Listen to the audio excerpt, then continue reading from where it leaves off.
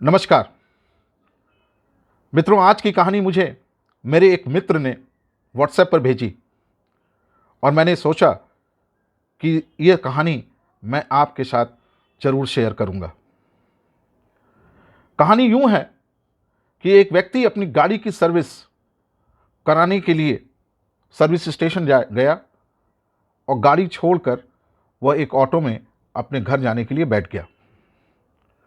जैसे ही वो ऑटो में बैठता है, ऑटो का ड्राइवर उससे बोलता है कि आजकल कोविड का प्रकोप बहुत बढ़ गया है, हर तरफ त्राही त्राही मची हुई है, लोग अपनी जानें गंवा रहे हैं।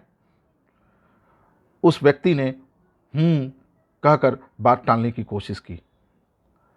तब ऑटो ड्राइवर ने कहा, अभी पिछले दिनों हमारी मां भी इस बीमारी से ग्रसित हो गई थी, पर मैंने उसको बचा लिया। पीछे बैठा हुआ व्यक्ति, जो प्रोफेशनली डॉक्टर था, पेशे से डॉक्टर था, उसको लगा कि ये व्यक्ति कैसे अपनी मां को बचा लेगा। उसने पूछा, क्या वाकई तुमने अपनी मां को बचा लिया? उसने कहा, हां, मैंने अपनी मां को बचा लिया। उसने कहा, कैसे? क्या तुमने उनका इलाज किया?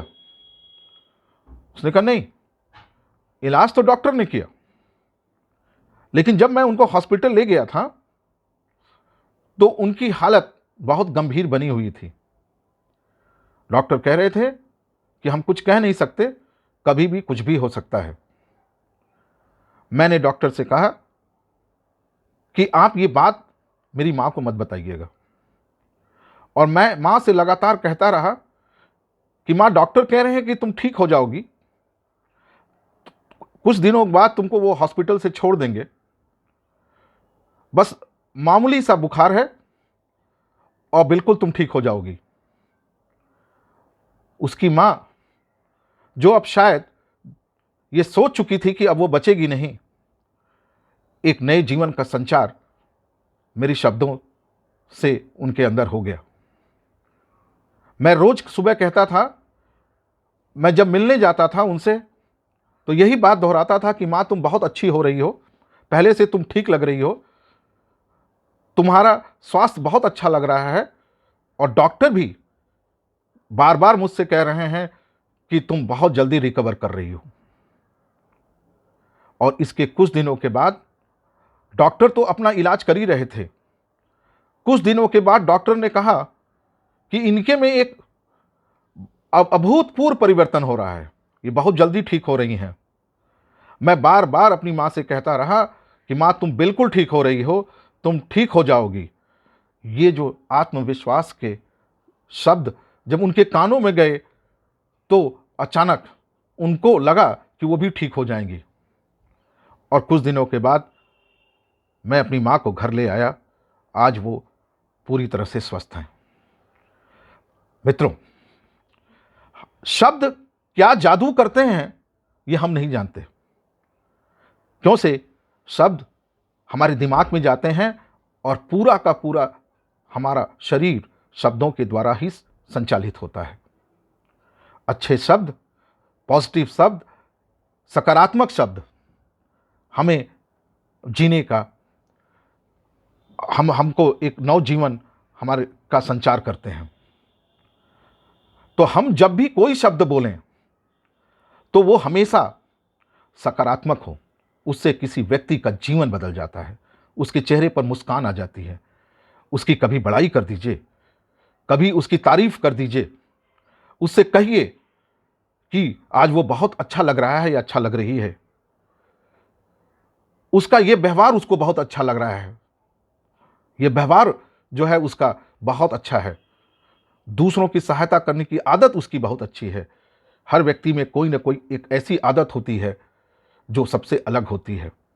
उस आदत के बारे में उससे कहिए कि वो आदत उसकी बहुत अच्छी है, वो अंदर से अपने आप को अच्छा महसूस करेगा। और ये शब्द ही तो हैं जो मनुष्य को या तो बना देती हैं या बिगाड़ देती हैं। जापान में एक पेड़ है मित्रों, वो पेड़ जब सूख जाता है तो उसको लोग काटते नहीं हैं, बल्कि रोज़ लोग आके उसके सामने कहते हैं कि तुम कट जाओ, तुम गिर जाओ, तुम बेकार हो गए हो। और धीरे धीरे करके वो पेड़ अपने आप कट जाता है और गिर जाता है।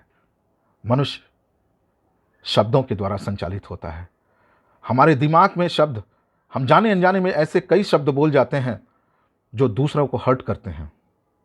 हमें जब भी कुछ बोलना हो, अपने शब्दों को नियंत्रित करना चाहिए। अगर हमारे शब्द से किसी को जीवन मिल रहा है, हमारे शब्द से कोई अगर ठीक हो रहा है, तो हमें वो शब्द हमेशा इस्तेमाल करना चाहिए। इसलिए कहा गया है कि शब्द या तो किसी को बना सकते हैं या तो किसी को बिगाड़ सकते हैं। ये है पावर ऑफ वर्ड्स, ये है शब्दों का जादू। आज इतना ही, बस आपसे इतनी ही विनती है कि हमेशा पॉजिटिव रहिए, सकारात्मक सोचिए और सकारात्मक बोलिए। नेगेटिविटी आने मत दीजिए शब्दों में, नकारात्मक न विचारों में आने दीजिए। क्यों से कि विचार में अगर नेगेटिविटी आ जाती है तो विचारों से भावनाएं पैदा होती हैं, विचारों से भावनाएं पैदा होती हैं और भावनाएं हमें कार्य की ओर ले जाती हैं और कार्य ही परिणाम देता है। अगर हमारे में अंदर पॉजिटिव विचार आएंगे, सकारात्मक विचार आएंगे, तो हमारे कार्य भी सकारात्मक होंगे। और अगर नकारात्मक विचार हमारे अंदर आएंगे तो हमारे अंदर नकारात्मक भावनाएं पैदा होंगी और हमारे कार्य भी नकारात्मक होंगे। इन्हीं शब्दों के साथ आज बस इतना ही। कल हम जब मिलेंगे तो एक नए दृष्टिकोण के साथ, एक नई सीख के साथ और एक नई कहानी के साथ।